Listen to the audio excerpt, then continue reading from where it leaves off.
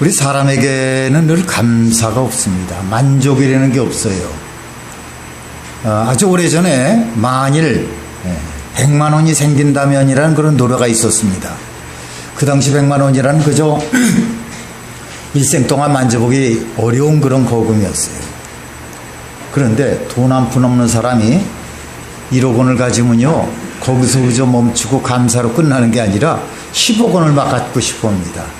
또 10억 원을 가지면은 20억 원을 가지고 싶은 거예요. 명예나 권사도 마찬가지입니다. 국회의원을 하고 싶은 사람이 참 그 과정이 까다롭습니다. 무소속으로는 참 되기가 힘든 그런 상황인데, 어떻게 절차를 거려서 간신히 한번 이렇게 하고 나면은, 그다음에 당직자가 되고 싶어 하고요. 나중에는 뭐 그 당의 총재도 되고 싶어 합니다. 또 정치하는 사람들의 그 끝판이 뭡니까? 대통령이죠. 대통령도 하고 싶어 합니다. 그래서 한번 정치에 발을 들인 사람들은 쉽게 발을 못 뺀다고 그럽니다.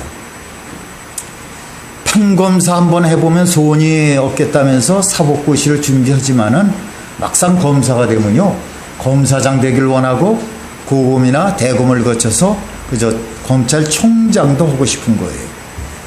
때문에 사람들은요, 끝없는 그런 부의 축적을 위해서 애를 쓰고 있고, 높은 자리에 오르려고 또 악유다툼의 그런 싸움을 하고 있습니다.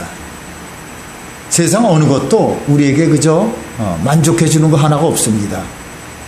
그러나 하나님의 은혜는 언제나 우리에게 만족을 줍니다. 그 은혜는 늘 넉넉해요. 그래서 늘 감사한 겁니다.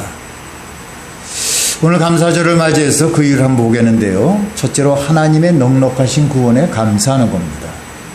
따라합시다. 넉넉하신 구원에 감사드린다. 9절을 보겠습니다. 같이 합시다. 시작. 만일 우리가 우리 죄를 자백하면 그는 미쁘시고 의로우사 우리 죄를 사하시며 우리를 모든 불의에서 깨끗하게 하실 것이요. 여러분, 하나님은요, 우리의 심령을 감찰하시는 분입니다. 믿습니까? 따라서 우리가 마음으로 지은 죄까지 다 알고 계시는 거예요. 아무도 몰래 지은 죄까지 알고 계시다는 겁니다. 그 전에 지은 죄도 알고 계셔요. 죄의 값은 사망이라는 그런 하나님의 무서운 법 아래서 어떻게 살아남을 수가 있겠나. 어떻게. 우리 모세 집사님 왼쪽으로 좀 더 가세요. 조금 더 가세요. 그런데 여기 한 길이 있습니다. 우리의 죄를 어떻게 하기만 하면 돼요? 어떻게 하기만 하면?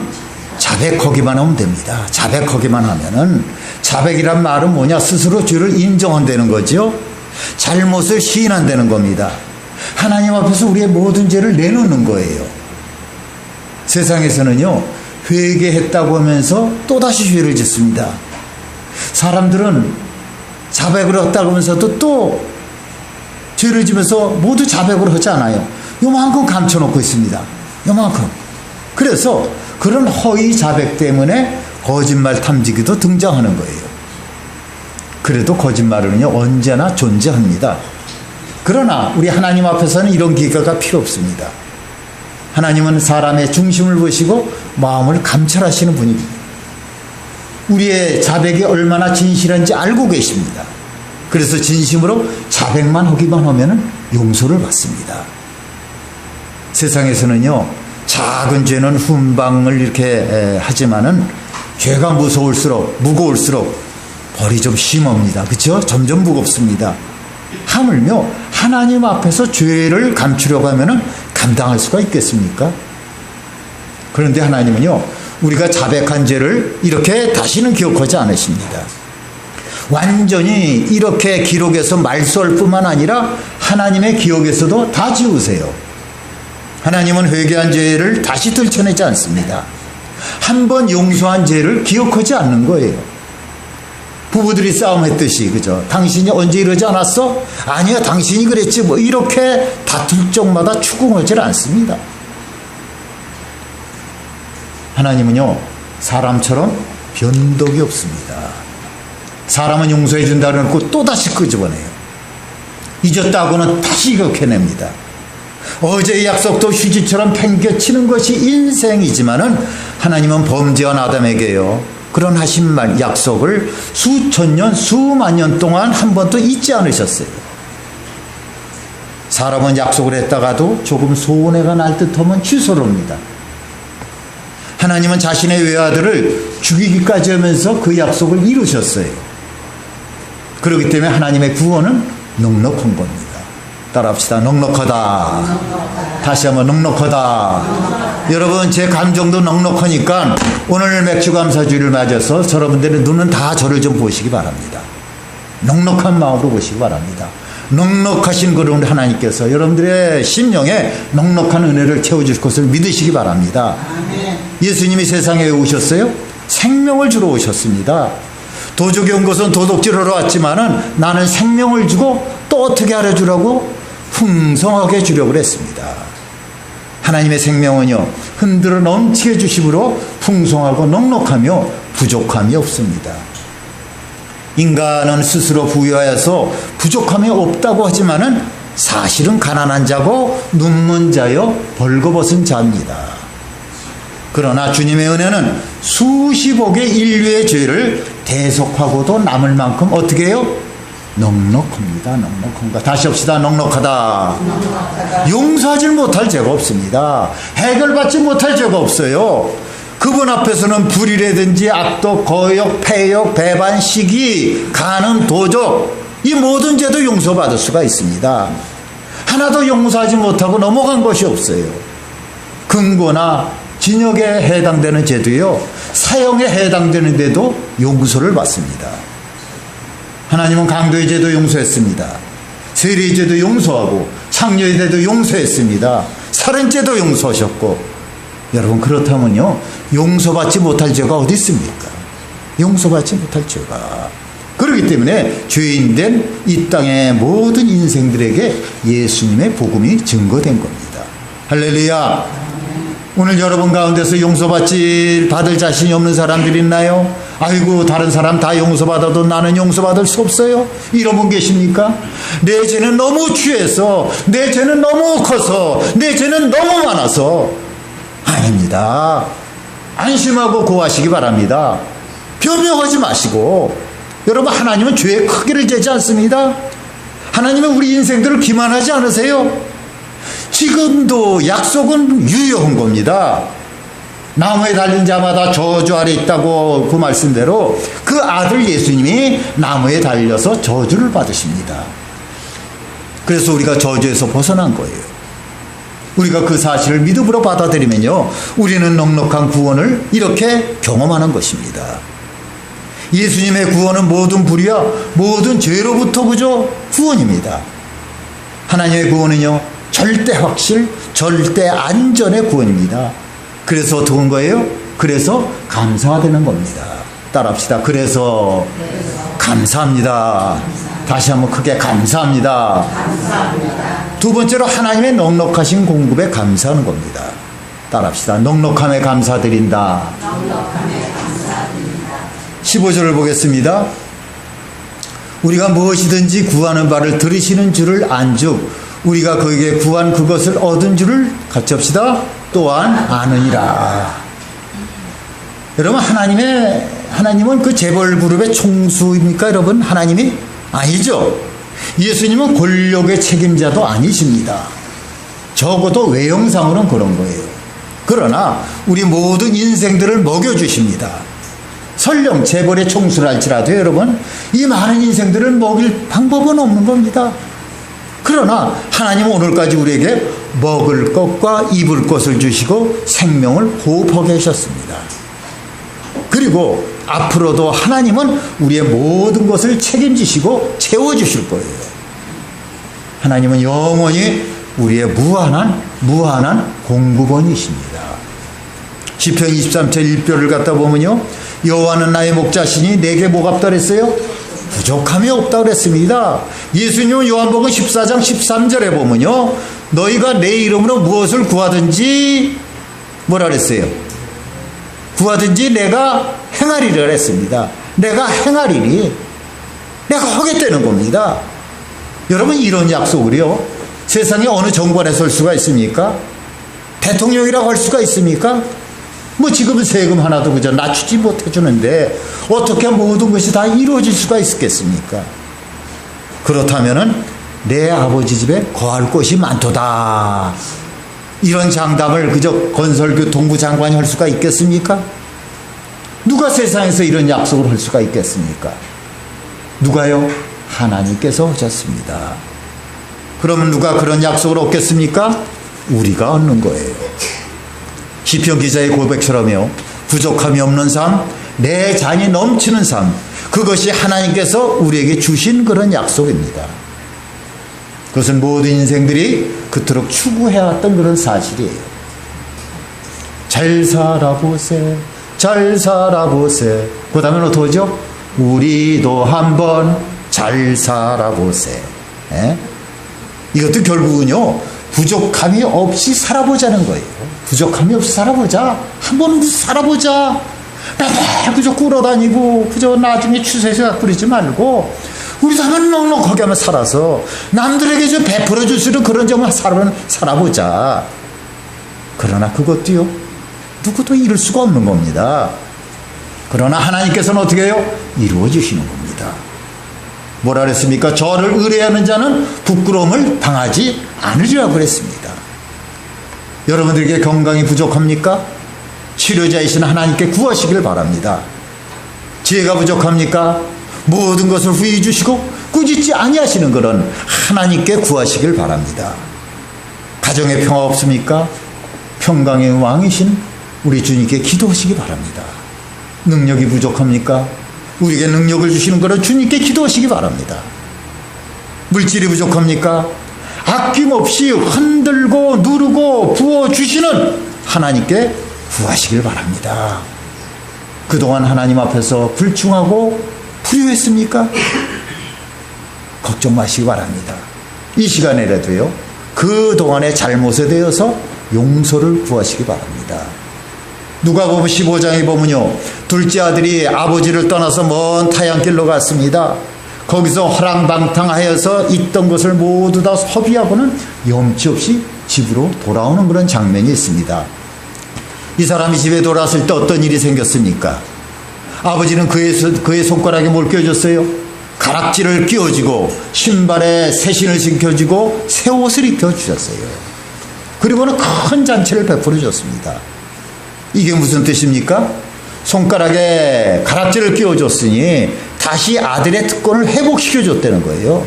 신발을 신겨주었으니까는 아들의 명예를 회복시켜줬다는 겁니다. 다시 아들의 자리로 돌아가게끔 해준 거예요. 새 옷을 입혀주셨으니 지난날의 죄를 용서하고 다시는 허물지 않겠다는 그런 약속이었습니다. 이 아들에게 있어서 부족한 것이 무엇입니까? 아들의 지혜입니까? 명분입니까? 고난입니까? 아니죠. 이 아들은 모든 것을 얻었어요. 아버지에게 돌아오고 나니까 부족함이 없었습니다. 여러분, 천지 만물의 주인이신 하나님을 아버지로 섬기면서 거지처럼 살지 마시기 바랍니다. 왜 넉넉하신 하나님이 계신데 거지처럼 살아요? 요새 거지라고 자꾸 연예인들은 거지라고 그러더라. 거지. 그러니까 또 그것을 받아서 거지 방송에서는 거지라고, 사실은 틀린 얘기인데, 틀린다는데 거지라고 써져요. 그럼 또 웃고 피시고 웃습니다. 피시고 웃음이 나죠. 따라합시다. 거지처럼. 다시 그 자를 좀 강조합시다. 거지처럼 살지 말자. 예? 그렇기 때문에 자녀들 된 여러분들에게는 언제나 넉넉하게 주시는 것이 우리 하나님이세요. 오늘 여러분은요, 하나님을 아버지라고 부르면서 바라보기만 하면 됩니다. 바라보기만 하면, 요한복음 17장 10절에 보면요, 아버지의 것은 다 내 것이라 그랬어요. 아버지의 것은 다 내 것이다. 로마서 8장 17절에 보면요, 자녀면 또한 상속자니 곧 하나님의 상속자요 그리스도면은 함께한 상속자니 우리가 그와 함께 영광을 받으리라고 했습니다. 여러분, 우리가 어찌 감히 하나님의 상속자가 될 수가 있겠습니까? 그런데 넉넉하게 되었습니다. 그리스도와 함께한 그런 상속자가 된 거예요. 넉넉하게 되었습니다. 쫓겨날 그런 염려가 없어졌어요. 넉넉하신 주님의 품 안에서 넉넉한 사랑을 누리시기를 주님의 이름으로 축원합니다. 축원합니다. 그래서 맥주 감사라는 거예요. 마지막 세 번째로 이 하나님의 넉넉하신 능력에 감사하는 겁니다. 따라합시다. 넉넉하심에 감사한다. 18절을 보겠습니다. 하나님께로부터 난 자는 다 범죄하지 아니하는 줄을 우리가 아노라. 하나님께로부터 나신 자가 같이 합시다. 그를 지키심에 악한 자가 그를 만지지도 못하리라. 여러분, 우리 인생은요, 진흙으로 빚어진 그런 약한 존재입니다.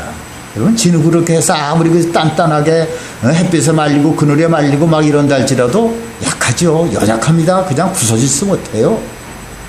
그 약한 인생들이 견디어 나가기에 세상은 너무 거칠고 무섭습니다. 그래서 무서운 파도를 만날 때마다 기겁을 하지 않습니까? 사탄의 공격을 받을 때마다 신음을 하게 됩니다. 마음속에 침투해서 나를 괴롭히는 그런 죄의 세력 앞에서 너무나도 우리는 무력해져 있습니다. 죄의 기승을 부리는 그런 세상, 마귀가 지배하는 이 세상에서 하나님 편에 서서 살아가는 그런 인생들이 얼마나 힘들까 한번 생각을 해보세요. 그런데 우리에게 때마다 힘을 주시는 분이 계십니다. 슬픔과 고통의 늪에서 우리에게 능력이 되시는 그런 분이세요. 누구세요? 예수 그리스도십니다. 할렐루야. 세상의 죄와 불의의 세력 앞에서 쓰러지고 넘어지는 그런 순간마다 능력의 주님께 손을 내밀면은 주님은 우리에게 넉넉하게 이렇게 채워주시는 겁니다. 비록 그것이 이 인간들이 생각하기에 도저히 헤쳐나올 수 없는 그런 절망의 그런 늪이라 할지라도, 비록 인간이 볼 때는 그저 빠져나올 수 없는 무서운 죄악의 도성이라 할지라도 우리 주님은 능히 구해주시는 겁니다. 만왕의 그런 주인인 자녀인 그런 우리들은 약하게 살지 말아야 되는 거예요. 약하게. 따라합시다. 약하게 살지 말자. 약하게 살지 말자. 시편 120편에 보면 낮의 해와 밤의 달이 해치 못하리라 했습니다. 낮의 모든 권세, 밤의 모든 권세가 우리를 해하지 못한다는 거예요. 천하의 어떤 세력도 하나님을 믿고 그 하나님을 바라보는 사람들에게, 하나님께 도움을 요청하는 사람들에게 해를 가할 수가 없는 것입니다. 그리스도 안에 있는 자에게는요, 마귀가 공격을 못합니다. 마귀는 예수님의 능력 앞에서 울면서 도망치기 때문이에요. 그리스도 안에 있는 자들에게는 질병도 넓어지 못합니다. 할렐루야. 죽음까지도 함부로 넘질 못해요. 믿는 사람들이 왜 죽음을 두려워하지 않습니까? 왜 두려워하지 않아요? 죽은 지 날이나 되어서 온몸에서 썩는 냄새가 진동하는 그 나사로를 향해서 뭐라 그랬습니까? 나사로야 나오너라 그랬습니다. 그러니까 배로 동인체로 나사로가 나오는 것을 보았기 때문입니다. 그 사건을 우리가 들었기 때문입니다. 그래서 고린도후서 4장 8절과 9절을 한번 같이 읽겠습니다. 우리가 사방으로, 시작. 우리가 사방으로 우겨싸움을 당하여도 쌓이지 아니하며 답답한 일을 당하여도 낙심하지 아니하며 박해를 받아도 버림받지 아니하며 거꾸로 뜨림을 당하여도 망하지 아니하고. 왜 그렇습니까? 왜? 예수님이 함께 하셨어요. 예수님이 함께 하셨어요. 믿습니까, 여러분? 예수님이 함께 하시니까 우리가 거꾸로 뜨림도 당하지 아니하고 버림받지도 아니하고 우겨싸움을 당해도 쌓이지 아니하고 답답한 일 당해도 낙심하지 않는다는 겁니다. 하나님 우리에게 넉넉한 게 이렇게 세상을 이기게 해주십니다. 죄의 권세와 사망의 그 사탄의 이 유혹을 이기게 해주시는 거예요. 어둠의 세력, 죽음의 세력을 이기게 해주십니다. 그렇기 때문에 우리에게 능력 주시는 자 안에서 우리가 모든 것을 할 수가 있는 겁니다. 이 하나님의 은혜는요, 교회 직분에 따라서 이렇게 차별적으로 주어지는 것이 아니라 예수님을 그리스도로 고백하는 그런 모든 사람들에게 차별 없이 주시는 그런 넉넉하신 하나님이거든요. 그렇기 때문에 감사하는 겁니다. 그렇기 때문에 여러분, 누구든지 그리스도 안에 있으면요, 넉넉함을 누릴 수가 있는 겁니다. 삶의 풍요를 누릴 수가 있는 거예요. 초신자든 기존 신자든 마찬가지예요. 여러분들이 자녀들의 권세를 가질 것을 믿습니까?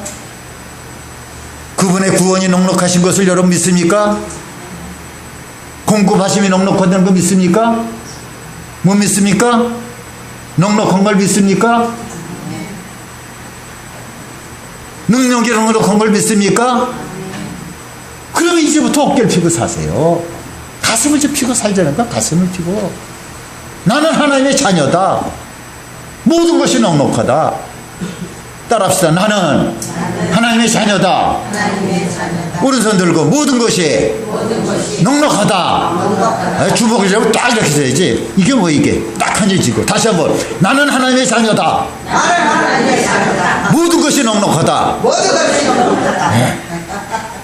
비료 먹은 강아지처럼 그렇게 추그리고 그저 옆에 보고 눈도 마주치지 못하고 그러지 마시고 넉넉함을 주시는 하나님 앞에서 가슴을 피고 당당하게 이 맥주감사주의를 맡길 바랍니다. 그래서 말할 수 없는 그런 은혜를 위해서 감사하는 절기가 되기를 주님의 이름으로 축원합니다. 축원합니다. 찬송가 589장입니다.